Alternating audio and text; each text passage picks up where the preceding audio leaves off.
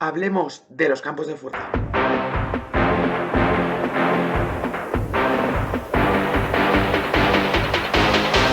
Realmente estos campos de fuerza se podrían interpretar como líneas, como una especie de escudos o- o capas invisibles y delgadas que realmente se utilizan para como forma de protegerse, como forma de evitar láseres y misiles.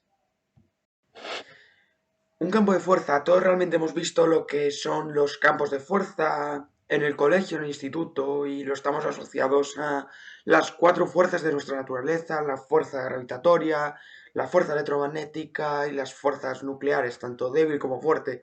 Sin embargo, lo que más nos interesa es nuestra proyección hacia el futuro, y por tanto ahí es donde entran estos campos de fuerza tan magníficos que aparecen en las películas, en películas como Star Wars, películas como Los Juegos del Hambre o películas como Predator. Debemos ver cuáles son los beneficios que nos supondría todo este tipo de tecnología. En primer lugar, en el ámbito militar, pues muchísimos ejércitos podrían disponer de una tecnología que les haría indestructibles, invulnerables, em, ya que podrían defenderse de cualquier tipo de arma enemiga, tanto de láseres como de misiles, como de todo tipo de bombas. Por otro lado, se podrían construir de manera inmediata muchísimos tipos de infraestructuras o construcciones grandes, como pueden ser autopistas, carreteras, superautopistas o puentes. Por otro lado, muchísimos materiales como el vidrio, el acero o el hormigón, pues serían totalmente sustituidos. Por otro lado, se podría modificar las ciudades que estén bajo campos de fuerza, podrían realmente, sus habitantes, podrían modificar todos los efectos del clima, tanto tornados como huracanes, como vientos fuertes. Y otro aspecto muy importante es que bajo los océanos o bajo los mares podrían situarse ciudades metidas dentro de estos campos de fuerza. Y así podríamos, pues, llegar a ser una especie de habitantes que podrían incorporarse en las aguas profundas.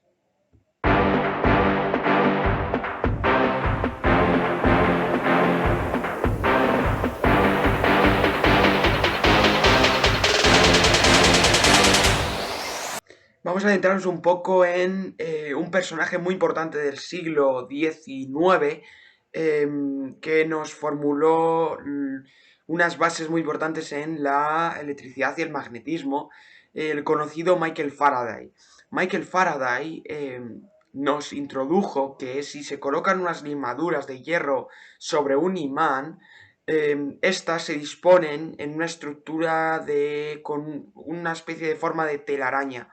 Y es que estos son realmente los gráficos que nos permiten, pues, un poco representar los campos eléctricos y magnéticos. Sabemos que la Tierra en sí es un enorme campo magnético, y de ella las líneas de campo salen del polo norte y vuelven al otro extremo de la Tierra, vuelven por el polo sur. Em, o, por ejemplo, en una tormenta eléctrica, en un pararrayos, sabemos que las líneas de, de campo se concentran en la punta del pararrayos.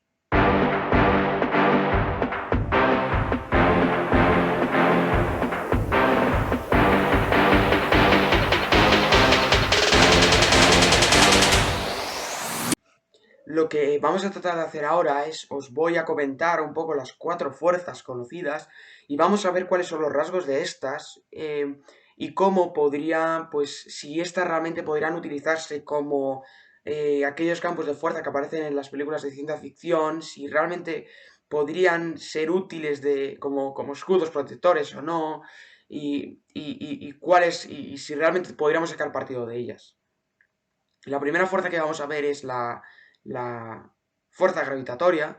Esta fuerza gravitatoria sabemos que es la fuerza silenciosa que mantiene unidos nuestros pies al suelo. Sabemos que es una fuerza que impide que la Tierra y las estrellas se desintegren, o es una fuerza que permite que nuestro sistema solar y la galaxia estén unidos. Además, si la gravedad, sabemos que por la velocidad de rotación de la Tierra saldríamos despedidos a una velocidad de 1600 kilómetros por hora, es decir, sin gravedad, literalmente saldríamos despedidos a tomar por saco. Y sabemos que esta fuerza no se puede utilizar como un campo de fuerza de las de películas de ciencia ficción, pues es que la gravedad realmente es totalmente contraria a estos campos de fuerza. La gravedad realmente es atractiva, no repulsiva. Y además es extremadamente débil y actúa a distancias muy, muy, muy grandes, a ciertas unidades astronómicas. Y es por ello por lo que realmente no podríamos sacar partido de ella como un escudo protector o como para poder parar cohetes o láseres o lo que sea. La siguiente fuerza que vamos a hablar es mi fuerza favorita, y es que es la fuerza electromagnética. La fuerza electromagnética sabemos que es la fuerza que nos ayuda, que ilumina nuestras ciudades. Los láseres, la radio, la televisión, los aparatos electrónicos modernos, los ordenadores, internet, electricidad, magnetismo, todos ellos componen lo que se llama fuerza electromagnética. Es quizá la fuerza más útil que hemos llegado a dominar los seres humanos, y qué útil es, madre mía. Es tanto repulsiva como atractiva, eso sí que lo sabemos. Un átomo con carga positiva y otro con carga negativa se atraen, si tienen cargas opuestas se repelen. Y es que el problema es que por dos principales factores, esta fuerza no puede utilizarse como campo de fuerza de ciencia ficción. La primera razón es que muchos plásticos y otros aislantes pueden, pues, penetrar fácilmente en un campo magnético, en un campo eléctrico. Por tanto, realmente no es suficientemente resistente como para frenar o parar diversos elementos. Un trozo de plástico arrojado en un campo magnético pues lo penetraría fácilmente.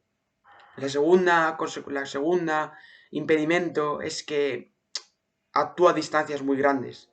Por tanto, también es muy difícil que pueda parar ciertos objetos si realmente está actuando a distancias enormes y no a distancias más o menos cercanas.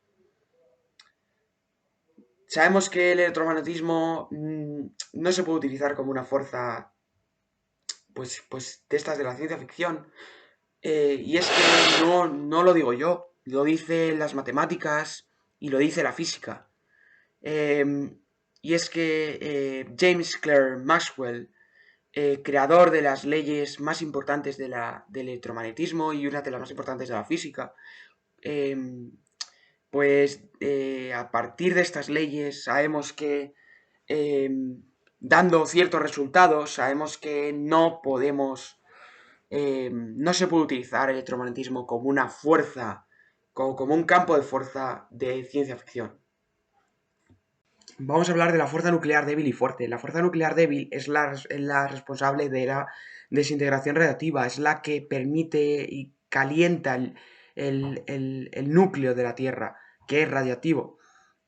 Además, es la que se asocia a los volcanes, terremotos y la deriva de los continentes. Por otro lado, la fuerza nuclear fuerte es la que permite mantener unido el núcleo al átomo.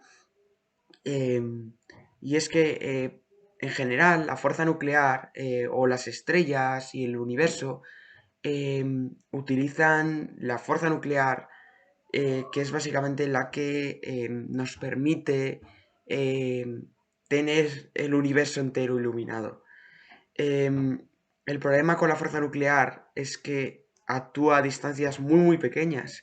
Si no tenemos muchos problemas. O sea, si no es que unas fuerzas actúan a distancias enormes, otras actúan a distancias muy muy pequeñas, hablando de núcleos atómicos. Por tanto, es algo muy difícil de manipular y necesitaríamos entrar en campos de nanotecnología y nano lo que sea, ¿no? Nano, y más que nano. Em, entonces es muy difícil de manipular. Sabemos que hoy en día la fuerza nuclear se utiliza tanto para desintegraciones radiactivas, por ejemplo en el CERN, en el colisionador de hadrones, o por ejemplo para crear bombas atómicas.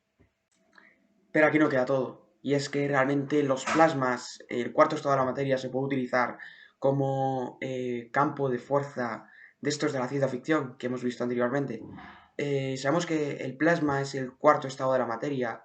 Por un lado está el sólido, líquido, gas y también está el plasma. Sabemos que aunque no es el más común, realmente es el más común en el universo, pues casi todo el universo, o por decirlo de una forma, es el más abundante del universo. Es el... eh, de él, por ejemplo, está compuesto el Sol, las estrellas o el gas interestelar. Sabemos que se encuentra, por ejemplo, en el interior de las en descargas eléctricas, en el Sol, en nuestras televisiones. Y sabemos que se puede utilizar, ya que se podría decir que es un gas de átomos ionizados. Y es que los átomos del plasma están rotos y por tanto están cargados eléctricamente. Y por tanto, de una forma u otra, se podrían manipular mediante campos eléctricos y magnéticos. Y utilizar de esta forma como una especie de campo de fuerza de estos de la ciencia ficción. Y de esta forma el plasma realmente podría tener muchas aplicaciones. Una de ellas es lo que conocemos como lámina o ventana de plasma. Y es que si calentamos un gas a una temperatura muy alta, formamos el plasma. Y este a su vez puede ser moldeado mediante campos eléctricos y magnéticos y darle una forma, por ejemplo, una forma de lámina o una forma de ventana. Esta ventana de plasma se podría utilizar, por ejemplo, para separar el aire ordinario del vacío. Y de esta forma, uno de los usos es como barrera entre dos medios. Se podría utilizar, por ejemplo, en las naves espaciales para impedir que el aire de la nave se escapase al exterior. Vas a ver que realmente la ventana de plasma tiene muchísimas aplicaciones en la industria y obviamente como forma de protegerse de cualquier tipo de enemigo. En primer lugar, en la industria, eh, muchísimas industrias necesitan un vacío para realizar microfabricación o para también realizar grabado en seco con fines industriales. Y aquí es donde la ventana de plasma pues tendría muchísima importancia, ya que con solo apretar un botón podría generar este vacío. La verdadera pregunta es, ¿se podría utilizar una ventana de plasma para poder resistir cualquier tipo de arma enemiga? ¿Cualquier tipo de haces láser, de cañones? La respuesta es que sí, pero no solo se necesitaría una capa de plasma, sino que se utilizaría un modelo de capas. Un modelo de capas con capas de estructuras diferentes y cada una tendría un objetivo. La capa más externa sería una capa de ventana de plasma supercargado, que sería capaz de vaporizar cualquier tipo de metal, ya que se encontraría a una temperatura muy alta. La segunda capa estaría hecha em, de una cortina de haces láser de alta energía, de tal forma que también sería capaz de vaporizar cualquier tipo de material que la atravesase. Por último, tendríamos una capa hecha de una red de nanotubos de carbono.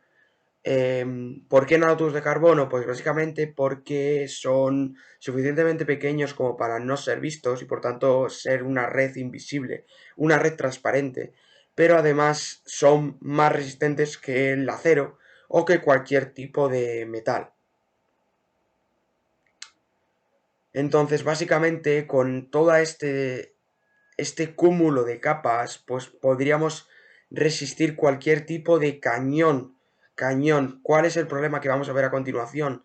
Que realmente no podríamos parar lo que son haces láser o, por ejemplo, luz ultravioleta, no la podríamos parar. Y para ello, pues, entraría el concepto de fotocromática. La fotocromática consiste en que dos moléculas pueden estar en dos estados, o pueden generar dos estados. Una molécula puede ser totalmente transparente, pero luego, para un tipo de luz ultravioleta, puede cambiar su estado y ser opaca, de tal forma que pueda parar también la luz ultravioleta. Entonces, esto es lo que con esto es con lo que se tiene que jugar. Tú puedes crear una capa de un tipo de nanotubo de carbono, un tipo de molécula, lo que sea, que en principio sea transparente e invisible y pueda parar cualquier tipo de cañón, pero en el momento en el que el enemigo pues te ataque con haces láser, pues esta capa pueda mutar o pueda cambiar su forma a una forma opaca y una forma totalmente resistente a estos haces láser. Y con esto es con lo que se juega con la fotocromática. Es realmente muy interesante, y podría pues tener unas aplicaciones enormes.